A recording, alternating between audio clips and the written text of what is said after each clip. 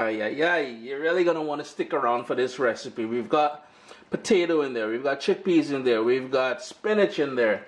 Yeah, no, man. Vegans, vegetarians, gluten-free diet people.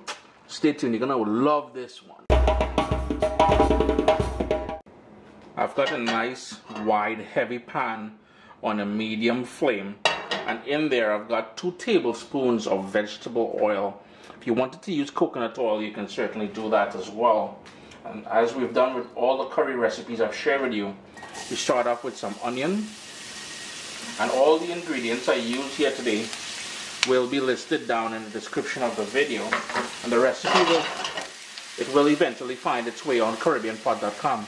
I'm going to turn my heat down all the way down to low. And then I'm going to go in with some garlic. I'm just going to let that go for 2 or 3 minutes on that low heat. As it slowly cooks there, I'm going to go in with some cumin seeds. And in the Caribbean, especially in the southern Caribbean, so in the places like, well, I'm guessing, well, I know for sure, in Trinidad and Tobago and probably Guyana, we call that geera. So we've got that in there, and for a little bit of a kick, I've got here half of a scotch bonnet pepper, just roughly chopped. There's some seeds in there. If you don't want extreme heat, don't use a scotch bonnet pepper, but it adds a nice flavor. I'm also going to go in with some fresh ground black pepper.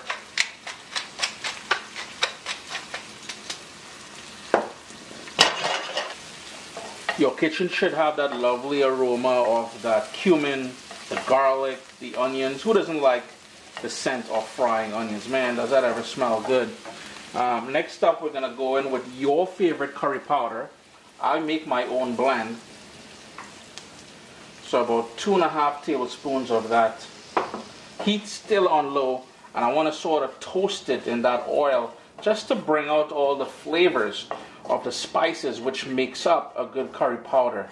It will go clumpy, it will go darker, but that is cool. As I said, we're just trying to maximize the flavor before we start going in with the main ingredients. Now, if you're paying attention, you will notice there's a bit more oil on the bottom there.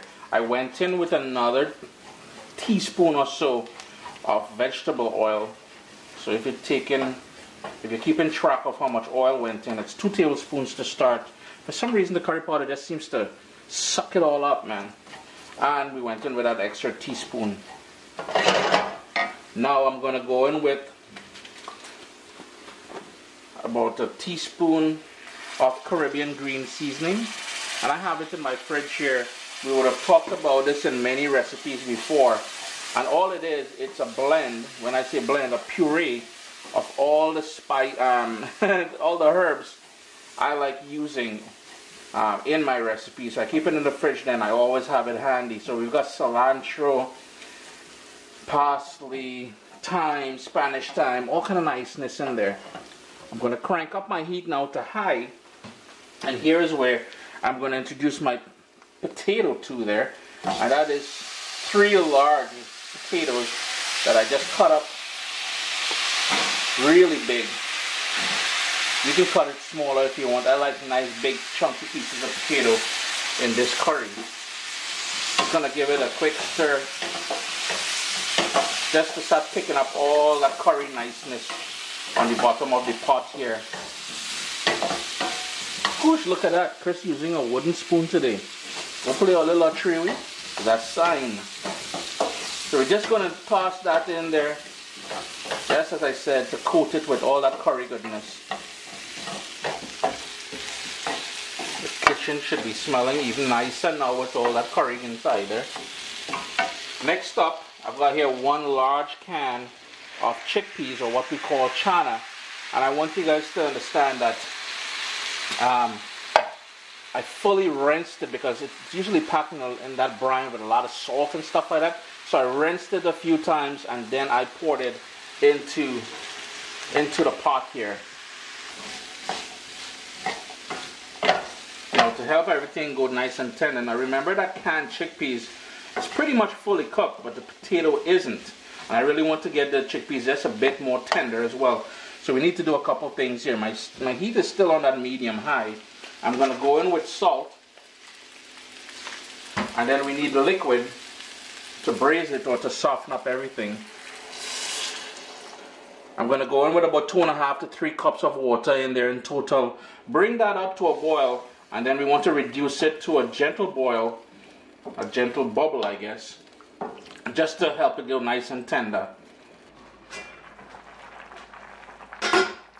So we've got that bubble happening now. Just going to give it a quick stir, just to pick up any bits of that curry which was on the bottom there, the fond.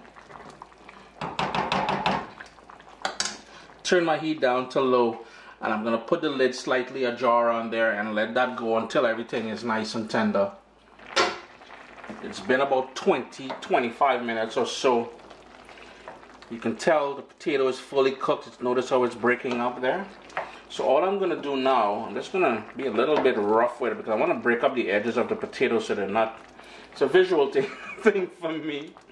But you know, I know you're probably watching this recipe and everything, but Chris, you've done this before.